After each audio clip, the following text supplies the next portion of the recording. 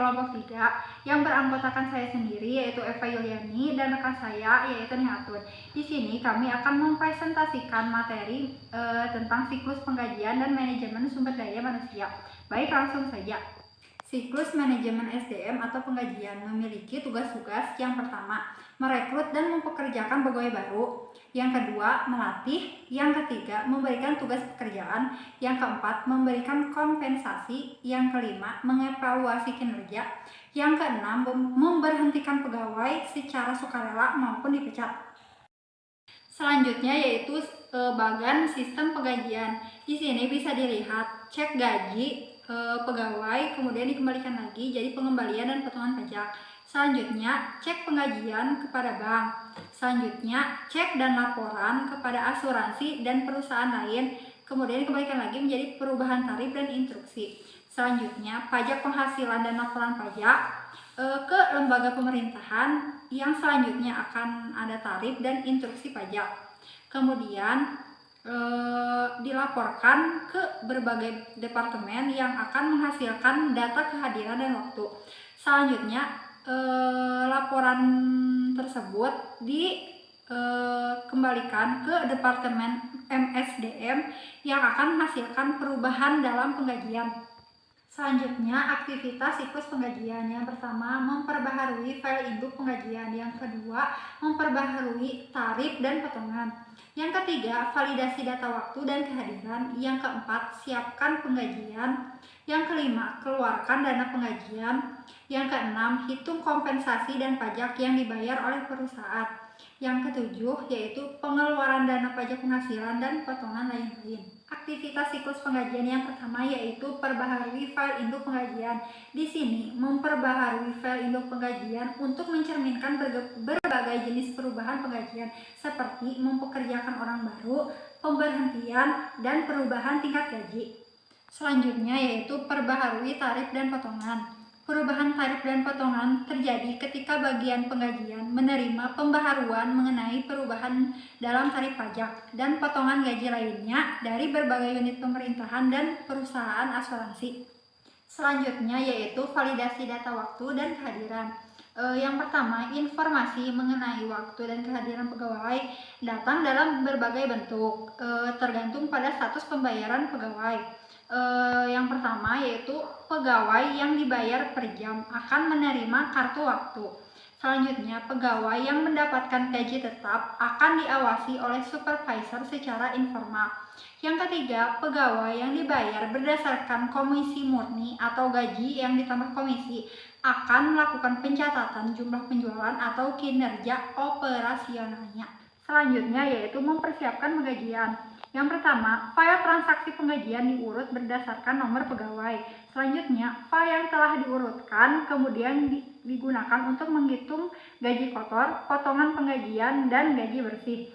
Selanjutnya, daftar penggajian dan cek gaji pegawai dicetak. Bismillahirrahmanirrahim. Assalamualaikum warahmatullahi wabarakatuh. Perkenalkan, nama saya Neng Atun dari kelas akuntansi H dengan NIM 3403180230. Di sini saya akan membahas lebih lanjut yang telah dijelaskan oleh rekan saya mengenai aktivitas penggajian. Nah, aktivitas penggajian yang kelima yaitu membayar gaji. Nah, biasanya pada suatu perusahaan itu sebelum membayar gaji karyawan terdapat prosedur-prosedur atau siklus yang harus dilaksanakan terlebih dahulu. Siklus yang pertama, daftar penggajian dikirim ke bagian utang untuk ditinjau dan disetujui. Kemudian, voucher pengeluaran dibuat untuk mensahkan transfer dana dari rekening giro umum milik perusahaan ke rekening bank penggajian perusahaan itu tersendiri. Kemudian, voucher pengeluaran dan daftar penggajian dikirim ke kasir. Yang terakhir, daftar penggajian dikirimkan ke bagian penggajian, sementara voucher pengeluaran dikirimkan ke staf administrasi bagian akuntansi. Kemudian aktivitas penggajian selanjutnya yaitu menghitung kompensasi dan pajak yang dibayarkan perusahaan. Rencana kompensasi fleksibel. Nah, biasanya perusahaan itu membayar pajak penghasilan dan kompensasi pegawai itu secara langsung. Ya, kadangkala perusahaan sering juga memberikan kontribusi atau menanggung keseluruhan pembayaran premi asuransi. Nah, ada juga perusahaan yang premi asuransinya ditanggung sepenuhnya oleh perusahaan. Cuman, ada juga perusahaan yang menanggungnya itu hanya sebagian, dan sebagiannya lagi ditanggung oleh si pegawai. Jadi, perhitungan tunjangan pegawai tergantung dari kebijakan perusahaan, tapi kalau pajak tergantung dari kebijakan pemerintah. Siklus penggajian yang terakhir yaitu keluarkan pajak penghasilan dan potongan lain-lain. Di sini, pengeluaran pajak penghasilan di mana setiap pegawai dipotong pajak penghasilan. Nah, pajak penghasilan ini kita sesuaikan lagi dengan kebijakan pemerintah. Dan dari pemerintah kebijakannya seperti apa, kita sesuaikan baru kita hitung potongan pajaknya. Berapa? Karena setiap potongan pajak setiap pegawai itu berbeda-beda. Tergantung dari penghasilannya dan tergantung kebijakan dari pemerintahnya. Kemudian, potongan lain-lain itu maksudnya bisa potongan premi asuransi dan potongan sukarela lainnya dari setiap pegawai. Kemudian materi selanjutnya yaitu tujuan pengendalian, ancaman, dan prosedur. Tujuan pengendalian yang pertama yaitu pengontrakan atau perekrutan karyawan. Nah, ancamannya itu bisa berupa mempekerjakan pegawai yang tidak berkualifikasi atau berkelakuan buruk. Nah, prosedur pengendalian yang dapat diterapkan oleh perusahaan yaitu mempekerjakan yang baik, termasuk verifikasi keahlian pelamar kerja, referensi, dan riwayat hidup.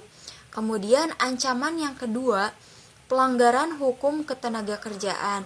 Nah, prosedur yang dapat dilakukan perusahaan yaitu dokumentasi lengkap atas prosedur untuk mempekerjakan, pelatihan perkembangan terkini dalam hal hukum ketenagakerjaan. Pengendalian selanjutnya yaitu pemrosesan penggajian. Nah, ancamannya itu bisa berupa perubahan file induk penggajian tanpa otorisasi.